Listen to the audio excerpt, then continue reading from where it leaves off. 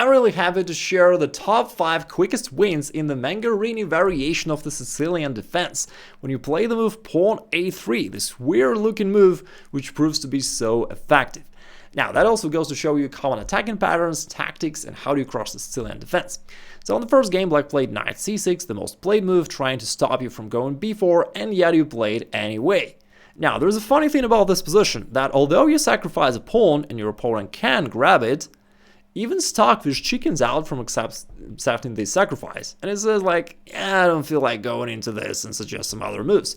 But of course, most of your opponents will accept this pawn sacrifice, because if not, you can actually push the pawn forward and chase this knight away, and there's no immediate danger that your opponent can see at this position. In fact, you're completely underdeveloped, so it seems like there is no danger at all. But it's much trickier than it looks at first sight. So we play C3, pushing it back, and then D4.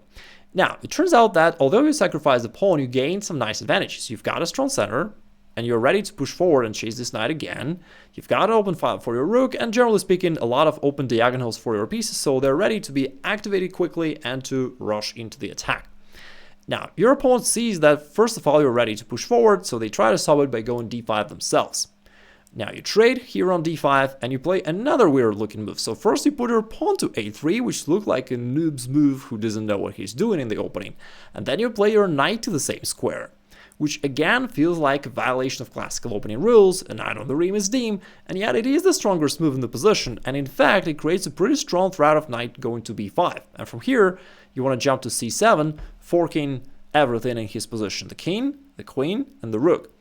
And it doesn't look that way, but in fact I would say that Black is already on the brink of disaster, because it's very difficult for Black to figure out how to stop this threat, because you can also reinforce it with the bishop from f4, and although it's simple, but it's not easy for Black to stop it at all, and quite often they just go down. Now in this game, Black saw the threat and they decided to stop it by going pawn to a6. But I gotta tell you something, that in this game there was definitely some dark magic involved in this b5 square. So just keep this in mind while enjoying this game, because there is no other explanation to what happened next. Now, Black tried to stop you from going knight b5, but White played there anyway. So somehow in this game we totally neglect everything that your opponent tries to do. Now, it turns out that they can't capture the knight because the pawn is pinned. And now knight to c7 threat is real. This one, they gotta do something about this. Black played queen to d7. But this allowed this pawn to be pushed forward and execute the threat that we wanted to execute a couple moves back. Now the knight is attacked, this knight on b5 is still alive and annoying. Black decided, okay, let me finally trade it off, and he played knight a7. Now this knight is attacked, as hard as Black could.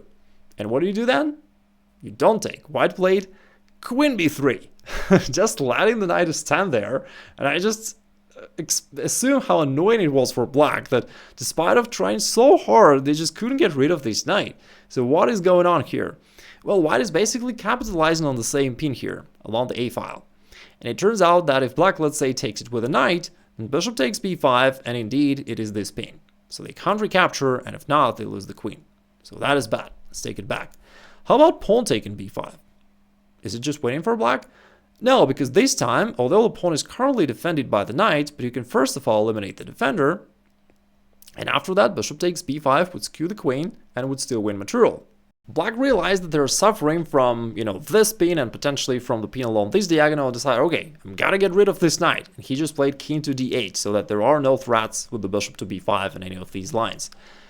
And White said, okay, White trading knights, rook takes, now bishop e3. This time we're hitting the rook. It went back. Now it keeps attacking bishop b6. This time it's check to the king. There's only one square to go to. And guess what? White played bishop b5. Now the move that Black tried to avoid so hard was just pushed down their throat anyway. Now bishop b5 skews the queen. If I had to take it, but now they're losing rook on a8. After this, Black thought to himself like, okay, I'm just down the exchange, but the game goes on. Played knight f6, and guess what? Now, I told you there was some dark magic involved here, right, in this square. And guess what I played here? The move that Black probably expected the least. Queen takes b5, sacrificing the queen on the same b5 square, and Black just decided that it's enough for him and resigned, because it turns out that rook takes c8 is coming because the queen is pinned. Therefore, black has to accept the queen sacrifice. But after that, there is this really beautiful checkmate in the middle of the board delivered by just a rook and a bishop. In the second game, after black accepted the pawn sacrifice, instead of playing c3 right away, white played d4, which is another good move. You can always play c3 later if you want to. Black decided to move his knight back, but now they fall into this d5 thing, and it's kind of a common attacking pattern here. As long as you can push d5, you seize more space, making it harder for black to develop, and you gain more temples for your own attack. So d5, knight goes here, I played queen d4, attacking the knight again. Black defended it, now f4, still forcing the knight to go, and after knight g6 and e5, actually white gained so much space that it's already really tough for black to develop, because whenever they try to move a pawn in the center, you will lock it, and they're done. Anyway, black tried d6, pretty good option, of course. He's trying to get rid of this pawn, but there is no reason for you to trade it off. You want to play knight f3 and just defend it, keeping the position difficult for black, so they can't develop the knight, they can't develop the bishop, etc. Now, here black realized, just like in the previous game, that in many lines, white would be happy to play bishop b5 check. And he decided to stop it by going pawn to a6. But white played bishop b5. Anyway, like, the nice thing is the pawn is still pinned. Black played bishop d7, white traded, and here white rushed into the attack, which was maybe not completely justified, but it was still very difficult for black to counter it. He played knight g5, and the idea is to just push e6 forward. And after that, you would like just block black's position completely so that he can't get his pieces out anywhere in this game. Now, black realized that e6 is coming, and that would attack the queen, attack the pawn, so he decided to bring the queen out so that e6 does not count with the tempo. But white sacrificed the knight. So he wanted this press, this pawn wedge in the center of the board so much that he was willing to just sacrifice a knight. And it turns out that queen is attacked, it's gotta go, queen goes here, and guess what white played here? Queen a4 check. Now the king cannot go, because if king goes here, queen to d7 would come with a checkmate. But how about b5? Black just stops white's attack entirely. Is it true?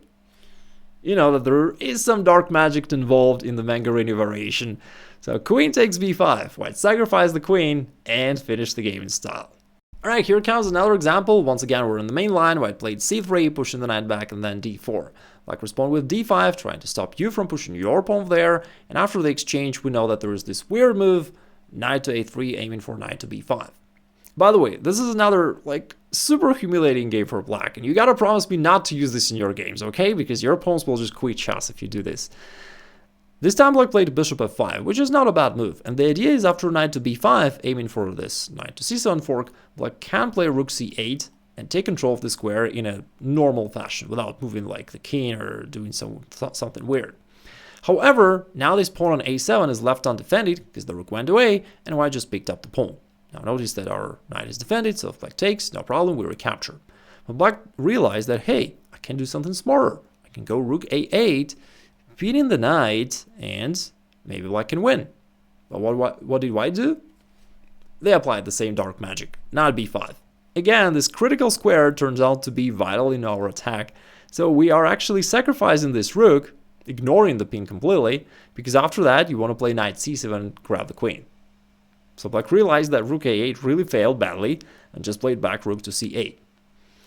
Now, of course, in this position, lots of players would just develop a knight, and that would be a perfectly fine move to play. But remember, white wanted to humiliate his opponent, right? So he played bishop e2 instead, saying, okay, you want to take this pawn this time? Go ahead, take it.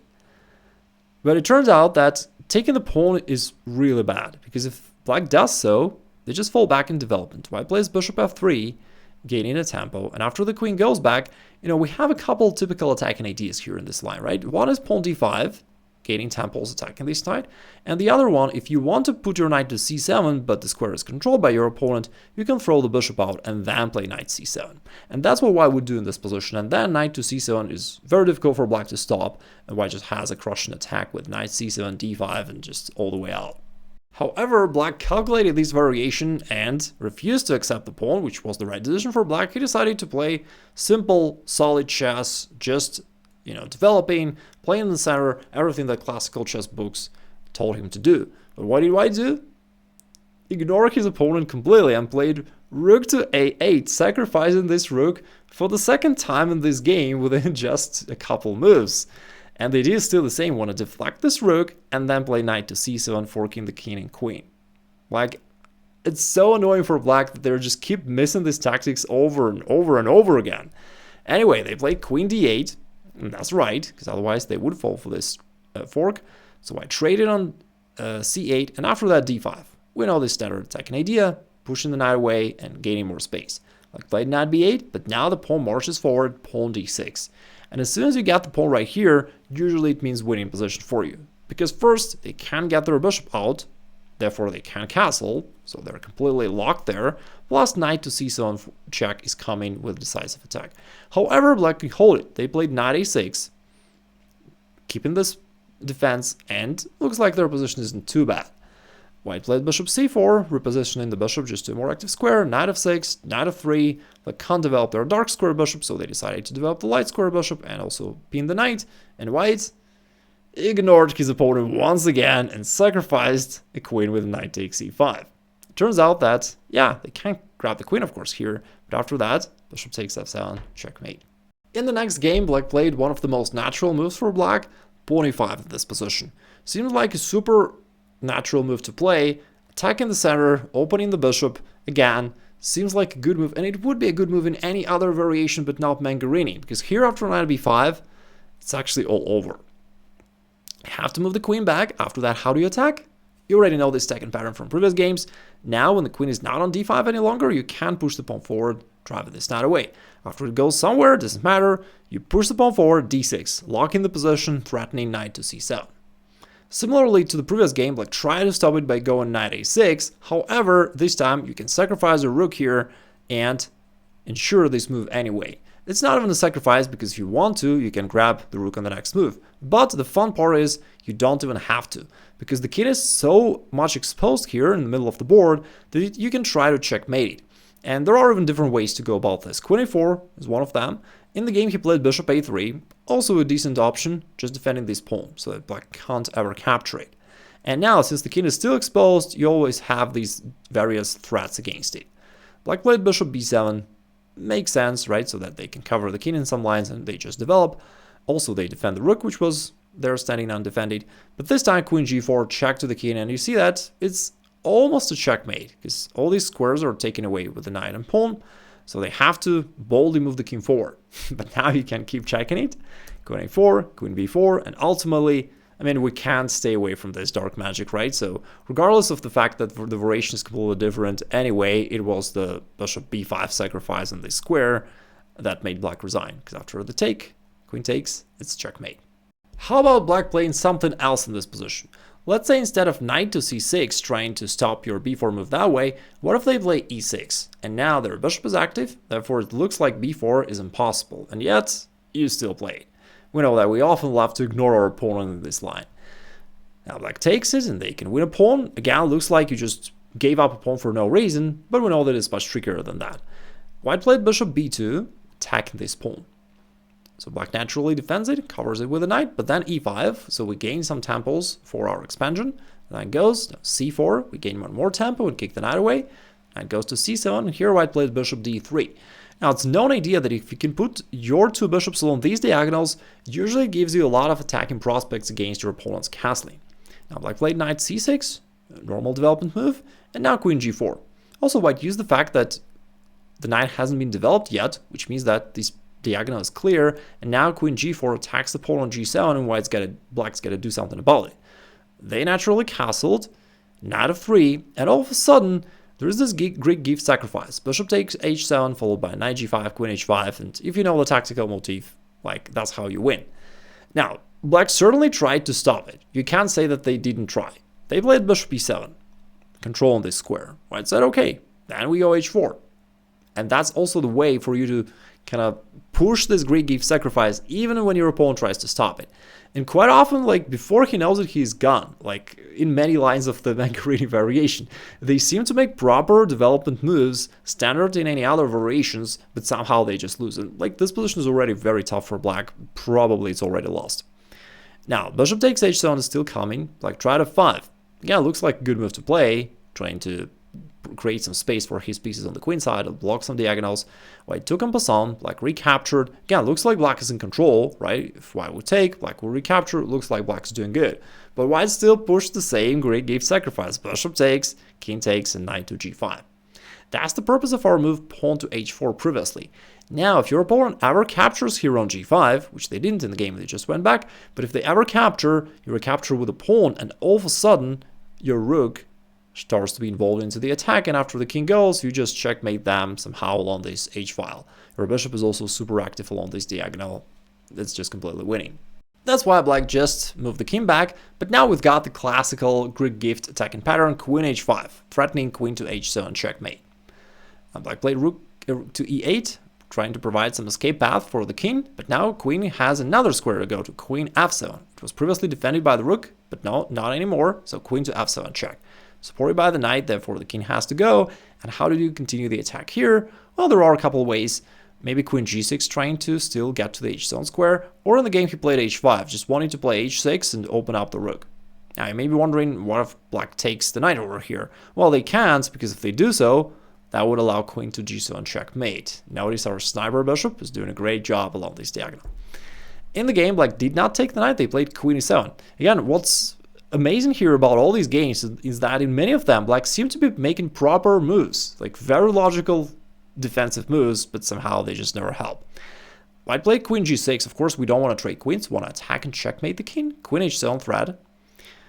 So black finally had to take the knight, but now h6. And we've got a massive threat of pawn takes g7 with a discovered check and double check and so many checks that it's going to be checkmate soon. Black can't take with a pawn because it's pinned. And even if they take with the bishop, white still capitalizes on the same pin. Queen takes h6. And because of the pin, the pawn cannot move, which means that they have to move the king. But now you just attack along this file. So let's say queen h8, king goes, and queen takes g7. Once again, we make use of our sniper bishop and we win.